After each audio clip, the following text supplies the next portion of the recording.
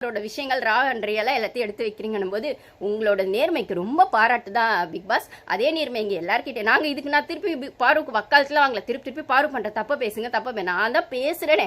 போன வீடியோ ஃபுல்லாக கூட பேசினேன். அவளுக்கு நான் வக்காலத்துலாம் வாங்கல, அவள் செஞ்சது சரி தப்புக்குள்ளே நான் வரவே இல்லை. அது தப்பாகவே இருந்தாலும் அந்த தப்பை யாருமே அந்த வீட்டில் செய்யலையா, இல்லை இவ்வளோ கேம் ஆடின அவளுக்கு இது தெரியாதா, அவள் ஏன் செஞ்சா அப்படின்னு கொஸ்டின்குள்ளே அந்த யோசனைக்குள்ள போங்க. இல்ல பிக் பாஸ்க்கு இதெல்லாம் ஒரு பெரிய விஷயம்னா இதை விட பெரிய விஷயம்லாம் நடந்திருக்கு. அப்பெல்லாம் நீங்க வந்துட்டு எதுவுமே சொல்லல. கனி கேப்டன்சில இருக்கும்போது நைட்ல மைக்கை கட்டி வச்சுட்டு நிறைய பேர் அந்த தப்பா பண்றாங்க, அது நடக்காம பாத்துக்கோங்கன்னு சொன்ன அன்னைக்கு நைட்டு கனி, ஆதிரை, ரம்யா, எஃப்ஜே எல்லாம் கனி ரூம் தலை ரூம்ல உட்காந்து, ஏன் சபரி உட்பட 3rd வீக் 2nd வீக் கனி எப்போ கேப்டன் ஆனாங்க அப்போவே பேசினாங்களே. அப்பெல்லாம் ஏன் நீங்க பிக் பாஸ் சொல்லல?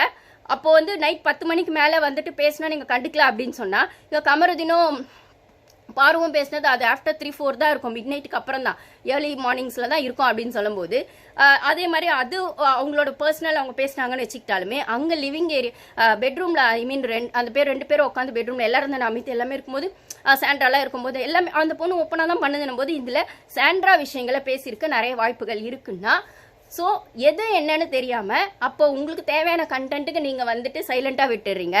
இதை வந்து நெகட்டிவாக ஆக்கலாம், இல்லை டிஆர்பிக்காக ஆக்கலான்னு அதை பெருசாக்குறீங்க அப்படின்னா பிக் பாஸ் நீங்கள் ஆடுறதே கேம் தான். இதில் நியாயம் எங்கே வருது அப்படின்னும் போது அது உங்களுக்கான நியாயம் மட்டும்தான் இருக்குது அப்படின்னும் போது என்னமோ நியூட்ரல் நியாயம் பண்ணுற மாதிரியே பண்ணுறீங்களா பிக் பாஸ்? இதில் உங்களுக்கே கொஞ்சம் ஓவரால.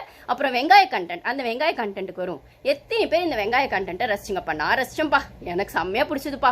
ஒருத்தர் இந்த அளவுக்கு நல்லவராக பிக் பாஸில் இருக்க முடியும்னா செம்மையாக இருந்துச்சுப்பா. அவங்க அக்கா என்னடானா வத்தல் போகிறதுக்காக பிக் பாஸ் வந்தேன்னு சொன்னாங்க ஃபர்ஸ்ட் 2nd 3rd வீக்கில் வத்தல் போட்டு வெயில் காய்து வடாம் வைக்க போகிறோன்னு அவ்வளோ சாதத்தில் சால்ட்டை போட்டு, தம்பி என்னடானா ஒரு வெங்காயத்தை வளர்த்து அந்த வெங்காயத்தாள், அது நிறைய பேர் தெரியும்னு நினைக்கிறேன், வெங்காயத்தை வச்சாலே வந்து கொஞ்சம் அந்த ஈரப்பசம் இருந்துச்சுன்னா, நம்ம வீட்டுங்களில் வெங்காயம் வச்சா கொஞ்சம் ட்ரை ஆகாமல் ஒரு ஈரப்பசம் மாய்ஸ்சர் அதுல இருந்தா அந்த வெங்காயத்தாள், அந்த ஸ்ப்ரிங் ஆனியன்னு சொல்றது அது தானா வரும்னா, அதை வளர்த்த பெருமை செயின்ட் சபரிக்கு இந்த சீசன்ல வரும். வத்தல் போடுற பெருமை அவங்க அக்கா கனிக்கு வருதுன்னா, ஒரு வெங்காயத்தாழா மாத்தின பெருமை வந்து சபரிக்கு வரும்னா, சபரி கிட்ட எவ்வளவு அழகான கண்டென்ட், அற்புதமான கண்டென்ட், இயற்கையான கண்டென்ட் பிக் பாஸ் எடுத்திருக்காங்க. அதுவும் ஆஃப்டர் 70 days அப்படின்னு சொல்லும்போது நிஜமாவே இது டைட்டில் வின்னிங்கான சூப்பர் மெட்டீரியல், இன்ட்ரெஸ்டிங்கான மெட்டீரியல், நேச்சுரலான மெட்டீரியல் அப்படின்னு சொல்லும்போது அதுக்காகவே ஒரு டைட்டில் கப்பு கொடுத்துடலாம் தான் நினைக்கிறேன். ஆனால் நான் பிக் பாஸ் வந்து இவ்வளோ வெறித்தனமாக பார்க்குற பிக் பாஸ் ஃபேன்ஸ்கெல்லாம் தான் கொஞ்சம் டிசப்பாயிண்டடாக இருக்கும். பரவாயில்ல, செயின்ட் சபரிக்கு அவ்வளோதானே பண்ண முடியும், வேற ஏதாவது கண்டென்ட் அவர்கிட்ட இருந்து எடுக்க முடியுமா என்ன?